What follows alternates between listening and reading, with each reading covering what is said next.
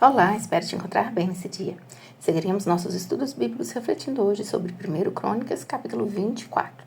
E eu quero te desafiar a pensar sobre o seguinte tema: ordem e harmonia. O versículo 19 de 1 Crônicas 24 diz assim: o ofício destes no seu ministério era entrar na casa do Senhor, segundo a maneira estabelecida por Arão, seu pai, como o Senhor, Deus de Israel, lhe ordenara. Sem dúvida, o ofício sacerdotal era o de maior responsabilidade dentro da nação eleita. Então, como principais líderes religiosos de Israel, cabia aos sacerdotes a missão de fortalecer a espiritualidade do povo, ensinando-o a guardar todas as palavras da lei. Então, tudo deveria seguir um padrão criterioso e estes sacerdotes principais deveriam garantir isso. Como no santuário, os nossos locais de culto também devem ser regidos com ordem e harmonia, respeitando que, apesar de haver uma hierarquia, essa não deve ser usada ou considerada de forma arbitrária, mas sobre o zeloso olhar de quem ama o bom pastor e as ovelhinhas do seu rebanho. Então, que todos sejam divididos segundo os seus deveres no seu ministério, de forma justa e ordenada. Bom, mas antes da gente prosseguir com essa reflexão, quero te pedir que se inscreva aqui no canal, ativa o sininho, você recebe notificação e ajuda a expandir a palavra de Deus. Então, deixa agora o seu like, comenta e compartilha. Essas 3 ações nos ajudam a expandir a visualização para outras vidas. Contamos com vocês. Bom, voltando aqui ao nosso tema, ordem e harmonia.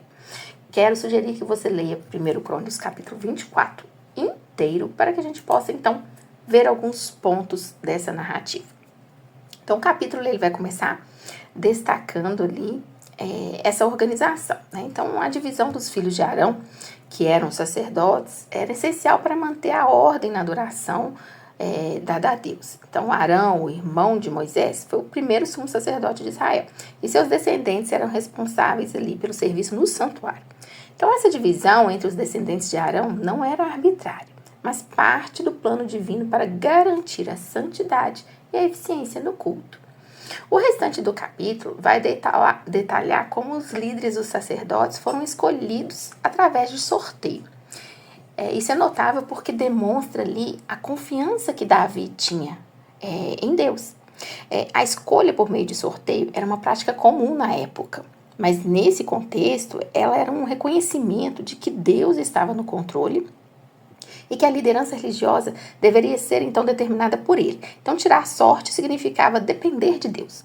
Então, o primeiro sorteio resultou na designação de Jeoiaribe como líder do primeiro grupo de sacerdotes.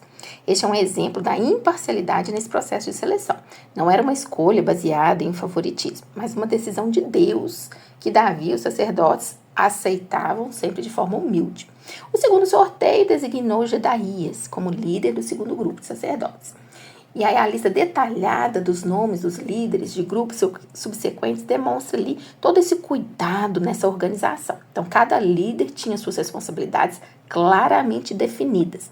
E a rotação dos grupos assegurava que todos os sacerdotes tivessem a oportunidade de servir no templo. Então, o terceiro sorteio concluiu o processo de seleção ali dos líderes de sacerdotes, com Josué assumindo a liderança do terceiro grupo. Então, esse sistema de seleção aleatória era uma manifestação de crer que Deus estava no controle da adoração e do serviço a ele. Além disso, ela evitava qualquer divisão ou disputa entre os sacerdotes, uma vez que a escolha era sempre baseada no que Deus favorecesse. Então, vai ensinando aí a importância de organizar e de se submeter à vontade de Deus na adoração. Não era suficiente ser descendente de Arão. A liderança era determinada por Deus, o que ressaltava ali o processo sagrado do serviço no templo. Resumindo aí, nessa reverência, obediência e busca constante pela vontade do Senhor.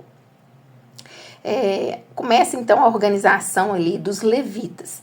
E a partir do versículo 20, vai começar ali com a descrição dos filhos de Gerson, que era um dos filhos de Levi, que foram divididos então em grupos. Enfatiza aqui que essa divisão foi feita por sorteio, mais uma vez, indicando aí a dependência do Senhor. Os filhos de Merari também foram organizados em grupos e suas responsabilidades incluíam ali o cuidado com as estruturas do tabernáculo, como as tábuas, né, os pilares. Então, essa divisão entre as tarefas específicas dos levitas demonstra aí a organização. Os filhos, tem uma breve menção ali aos filhos de Moisés, que desempenharam ali um papel especial na organização dos levitas. Embora Moisés não tenha sido um levita, sua descendência também desempenhou ali um papel no serviço religioso, mais uma vez aí destacando a continuidade da liderança ao longo das gerações.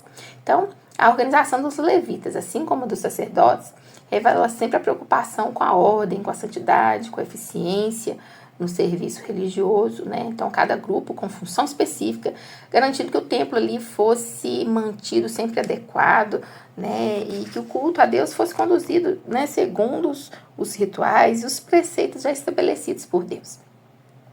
Então, destaca aí a continuidade, né, da tradição religiosa em Israel. Então, os levitas eram responsáveis por transmitir as tradições religiosas de geração em geração, assegurando que a adoração a Deus fosse sempre preservada de acordo com os ensinamentos de Moisés e os mandamentos dados por Deus. Então, cada grupo de levita tinha um papel específico e contribuía para a manutenção do templo e a observância dos rituais, né, religiosos. Então, todo esse capítulo vai ser importante, mostrando ali o compromisso com a adoração, bem como a necessidade aí dessa ordem, dessa tradição, né, dessa harmonia, né, entre as pessoas. Se a gente pegar primeiro Crônicas e tentar trazer para a nossa realidade, o que a gente pode pensar? Primeiro, reconhecer que o próprio Cristo é nosso sumo sacerdote por excelência, né? Então, ele é o mediador entre Deus e os homens, o único caminho pelo qual podemos nos aproximar a Deus, o sacrifício perfeito e eterno de Jesus na cruz tornou obsoleto qualquer ritual do templo e nos concedeu acesso direto à presença de Deus.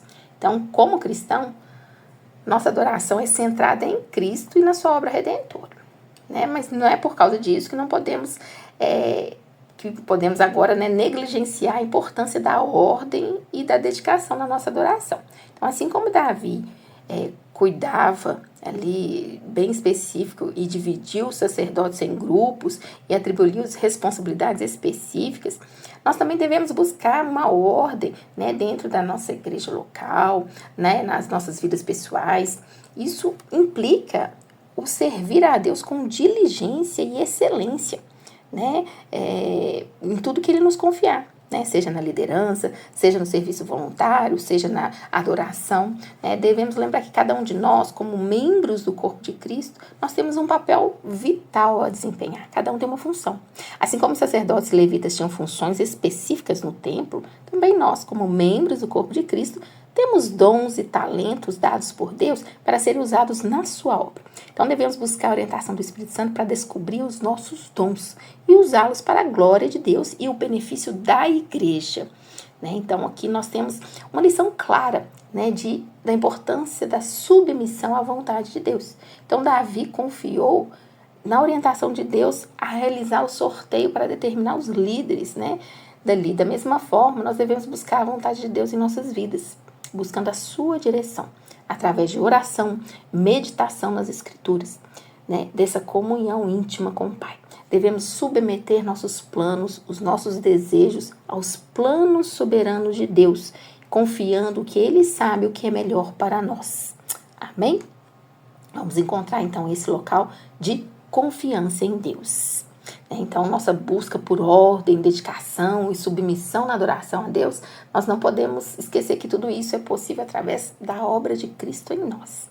É Ele que nos capacita a servir com excelência, a descobrir e usar nossos dons e a nos submeter à vontade de Deus. Então, nós devemos olhar para Cristo como nosso exemplo de supremo, de dedicação e submissão ao Pai, e buscar nele seguir esses passos. Bom, eu quero desafiar vocês a orar em 3 pontos, pensando em 1 Crônicas 24. Na liderança, na adoração e ministério. Oremos para que Deus conceda, né, a todos os líderes de adoração a capacidade de discernir os dons e talentos dos seus membros, né, ali da congregação, e direcione-os para servir em respectivo ministério. Assim como Davi fez ao buscar a orientação do Senhor através do sorteio, que possamos orar também para que uma liderança seja levantada, uma liderança comprometida com a adoração que seja centrada em Cristo e a busca constante da vontade do Senhor sobre todas as coisas. Excelência no serviço a Deus. Precisamos pedir que todos nós tenhamos disposição e o desejo de servir a Deus com todo o nosso coração. Não apenas nas nossas atividades na igreja, mas também na nossa vida cotidiana. Então, peçamos a Deus que nos capacite a usar os dons e talentos que Ele nos deu, né, para a sua glória, e que Ele nos ajude a manter uma atitude de reverência e adoração em tudo o que formos fazer. Submissão à vontade de Deus. Então, vamos orar para que busquemos a orientação de Deus em todas as nossas decisões e que estejamos dispostos a seguir o caminho que Ele traçou para nós, né? Então, que possamos abrir mão da nossa vontade, mesmo que ela seja aparentemente a melhor opção, devemos confiar no Senhor. Que possamos pedir a Deus que nos ajude a abandonar os nossos próprios planos, os nossos próprios desejos, em favor da vontade dEle, que é soberana, porque Ele sabe o que está por vir. Amém? Que o Senhor te abençoe.